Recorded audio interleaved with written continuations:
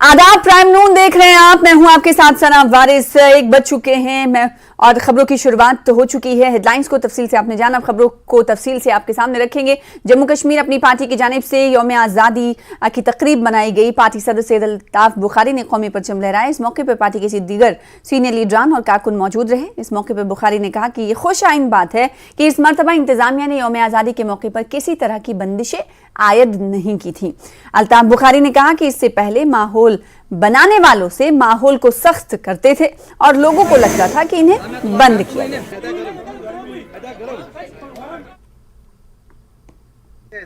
अगर इनके उस जहनियत में फर्क आई है, जो यहाँ पहले बंदिशें लगाते थे, तब भी लोग पहले घूमना अच्छी तरह से मनाना चाहते थे।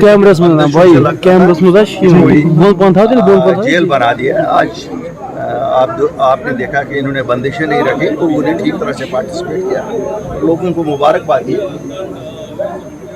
तो काफी टाइम के बाद ऐसा माहौल देखा है। नहीं, माहौल तो बड़े दिनों से ऐसा ही था, लेकिन अब जब माहौल बनाने वाले इसको सख्त कर देते थे तो उनको लगता था कि लोगों को लगता था कि हमें बंद रखा गया है। आज उन्होंने खुला छोड़ दिया लोगों को, लोग सेलिब्रेट कर रहे हैं। सर, अगर 370 की बात करें कि हर एक पार्टी यहाँ पे उसका आज क्या सियासत करें। उधर लाल चौक में तारीखी घंटा घर में कौमी परचम लहराया गया। इस मौके पर स्कूली तलबा और मकामी लोगों ने कसी तादाद में मौजूद रही। तो मुल्क के मुख्तलिफ हिस्सों की तरह तारीखी लाल चौक जो कि श्रीनगर में है, उसकी तस्वीर टीवी स्क्रीन पर आपके सामने है। किस तरह से कौमी परचम लहराया गया ये आप तस्वीरों में देख सकते हैं।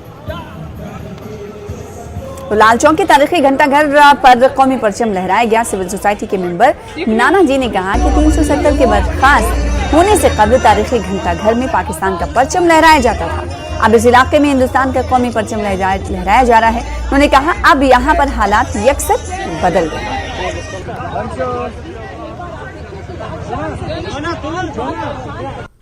नाना जी, आप एक सिविल सोसाइटी के मेंबर हैं, आप हर साल यहाँ पे आके तिरंगा लहराते हैं, तो क्या सोच है इसके पीछे? आज बहुत अच्छा खुश महसूस हुआ है।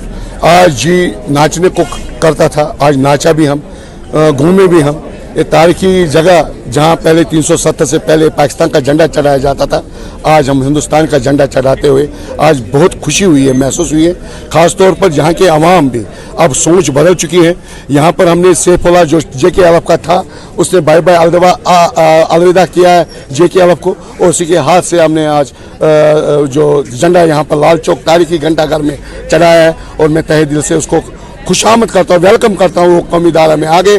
और तीसरी बात, जो यहाँ पर बिजनेस एस्टेब्लिशमेंट जो खराब हुआ था 15 अगस्त या दुकानें बंद हुआ करती थी, आज खुली तौर पर छूट है। आज सभी खुश है, बात माता की जय करते हैं और जय हिंदुस्तान के नारे लगाते हैं। Thank you.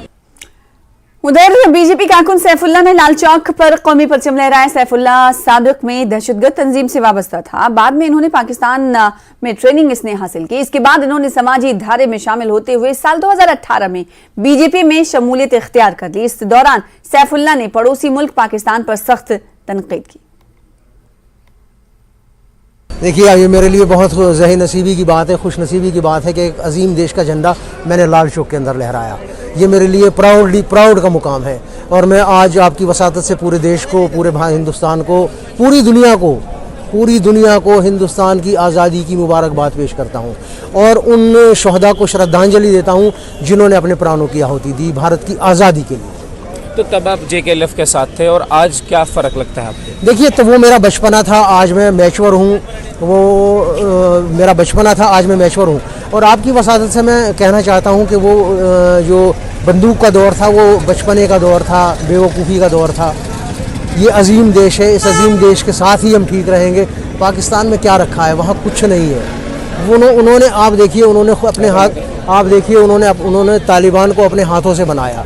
जब उनका इस्तेमाल ख़त्म हो गया तो एक मुर्गी के बच्चे की तरह उसे पैरों के नीचे पकड़ के ज़बह कर दिया। तो हम अपने उन देशवासियों से, उन कश्मीरी नौजवानों से ये कहना चाहते हैं जिनके हाथ के अंदर बंदूक है कि बंदूक का रास्ता ठीक नहीं है। इस बंदूक को तर्क कीजिए और अमन और इंसानियत की तरफ। Thank you so much. वही यौम आज़ादी के मौके पर